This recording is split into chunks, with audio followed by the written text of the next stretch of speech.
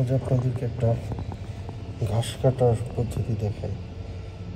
ইউরোপের দেশে ঘাস কীভাবে কাটে দেখেন।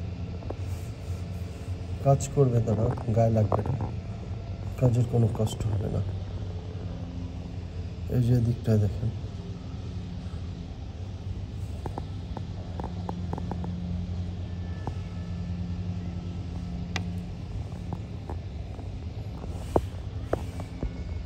কি সুন্দর সিস্টেম। ঘাসগুলো কেটে কেটে মাঠের মধ্যে ঘাসগুলো কেটে কেটে ছেটে ছেটে রাখে। খুব সুন্দর সিস্টেম। আমাদের দেশেও আছে প্রযুক্তিগুলো এখন, তবে আরও প্রযুক্তি নির্ভর করে আমরা দেখেন ঘাসটা আবার কীভাবে করে ফেলে, হাওয়া দিয়ে এটাকে আবার একাত্র করে ফেলে।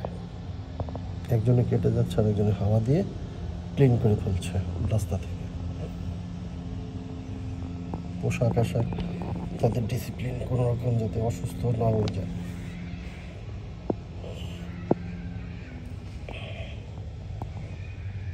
আসলে আমরা এভাবে আমাদের দেশেও সুন্দর বয়ে নিই।